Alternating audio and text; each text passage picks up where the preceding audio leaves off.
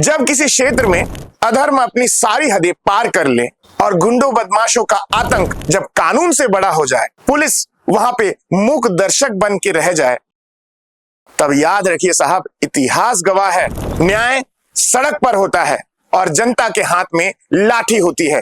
कार्यवाही अदालतों में नहीं होती, जनता के हाथों से होती है, वो भी सड़क पर। मैं बात कर रहा हूं छत्तीसगढ़ के बहुचर्चित मामले राजिम के दूधकैया गांव का।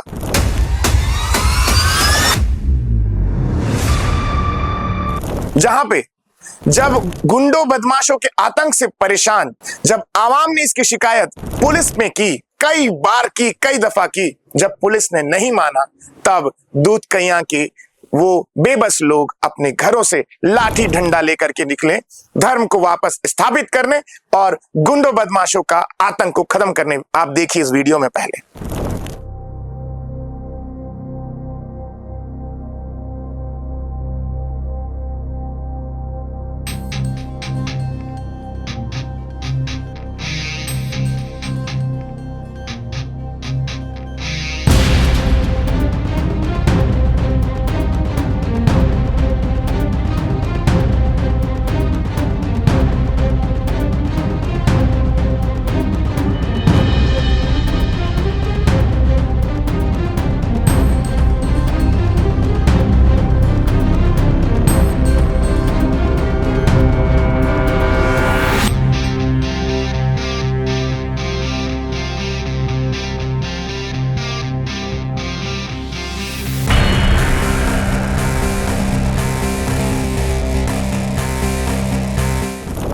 हिंदुत्व की सरकार, मुझे कई बार कहा जाता है कि सरकार के खिलाफ ज्यादा बोलते हैं। हिंदुत्व की सरकार पर मैं क्यों नहीं बोलूं? हिंदुत्व का नारा बुलंद करने वालों पर क्यों नहीं बोलूं? कहां है वो बुलडोजर?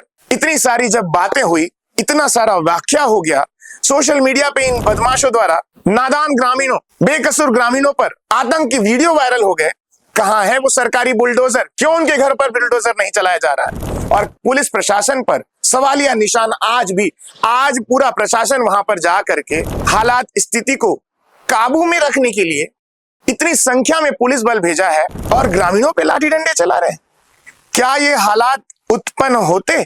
इन हालातों को उत्पन्न करने का जिम्मेदार आखिर कौन है? क्या वो पुलिस के अधिकारी है जो चुप बैठ करके उन बदमाशों को संरक्षण दे रहे थे, उन गुंडों को संरक्षण दे रहे थे? क्या थाने में कोई मोटा माल पहुंच रहा था? छत्तीसगढ़ में कमिश्नरेट प्रणाली लागू हो चुकी है, तो क्या ये कमिश्नरेट प्रणाली की शुरुआत है जो अब जाकर के पुलिस वहां कार्रवाई कर रही है? अभी तक के एसपी साहब क्या कर रहे थे? क्या कर रहे थे उस क्षेत्र के विधायक? क्या कर रहे थे सरकार के वो आला मंत्री जो किसान के साथ में अपनी रील बनाते हैं, जो आम ग्रामीणों के साथ में रील बनाते हैं, बाजार में पहुंच करके रील बनाते हैं? क्या उनको यह आतंक नहीं दिख रहा था? अचानक से पैदा हुआ आतंक है राजिम के दूधकैया में कि सालों से यह चीज हो रही थी? यह बड़ा सवाल है और आप पहचानिए साहब कि आपके हितैषी कौन है। अब प्रशासन अपना क्रेडिट ले रही है, वहां पे पुलिस बल तैनात कर रही है हालात को काबू पाने के लिए, हालात पर काबू पाने के लिए। तो क्या हम ये नहीं समझे इस हालातों का जिम्मेदार भी है तो वो भी प्रशासन है?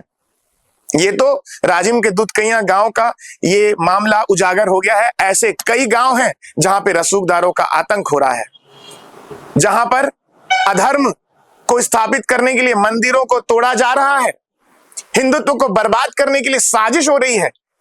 ये तो जब बवाल हुआ, ग्रामीणों ने ही बवाल किया, तब तो मामला उठा, नहीं तो कौन ध्यान देगा? आज अपने कॉलर को, व्हाइट कॉलर वाले ये कह रहे हैं कि हम वहां कार्रवाई कर रहे हैं, प्रशासन को भेज रहे हैं। तो पहले कहां गए थे तुम? पहले क्यों नहीं कार्रवाई हुई? जब मंदिर को तोड़ दिया गया, जब शिवलिंग पर, भगवान शिव के उस शिवलिंग पर घटिया कृत्य करने वाले लोगों पर कार्रवाई क्यों नहीं होती? क्यों गांवों से हनुमान जी की मूर्ति को खंडित कर दिया जाता है? ऐसे कई गांव हैं जहां पे हनुमान जी की मूर्ति खंडित हो रही है, तब कहां जाते हैं प्रशासन? क्यों इनके घरों पर बुलडोजर कार्रवाई नहीं हो रही है? यह बड़ा सवाल है। जब गांव के लोगों को रोक करके, बीच सड़क पर रोक करके, गुंडागिरी करके उनसे वसूली की जा रही थी, तो बिना पुलिस की वर्दी, क्या ये अवैध वसूली पर संरक्षण नहीं था इन गुंडों पर? यह बड़ा सवाल है। ये तो पुलिसिया काम कर रहे थे, जो पुलिस अमूमन कई जगह पर देखा जाता है, वो काम तो ये कर रहे थे। तो तो इसका हिस्सा किसके पास जा रहा था? कौन सा विधायक है, कौन से वो पुलिस के अधिकारी है, कौन से वो मंत्री है और कौन सी सरकार है जिसके पास इनका हिस्सा जाता था?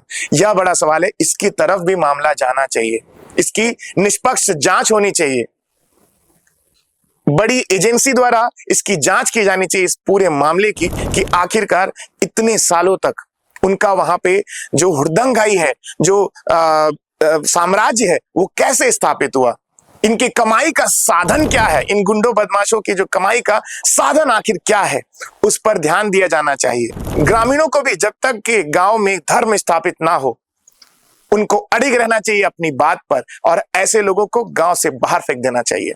गांव से क्या, इस राज्य से बाहर फेंक देना चाहिए। और गांव वालों को एक चीज पर और अड़िग रहना चाहिए कि इसके पीछे आखिर किसका हाथ है, उसका नाम सामने आना चाहिए। इनकी कमाई का हर एक साधन और उस कमाई का हिस्सा जाने वाले राजनीतिक आदमी हो या फिर पुलिस अधिकारी हो, उसका भी नाम सामने आना चाहिए। बड़ी एजेंसी की जांच के बाद शायद पता चले और बवंडर मच जाए कि आखिर दुधकैया गांव में जो भी कुछ हुआ है उसके पीछे आखिर किसका हाथ है, वो सामने आएगा, तब पता चलेगी पूरी कहानी। जब तक के लिए मेरे साथ बने रहें। मैं रोहित सोनी, पब्लिक स्वर।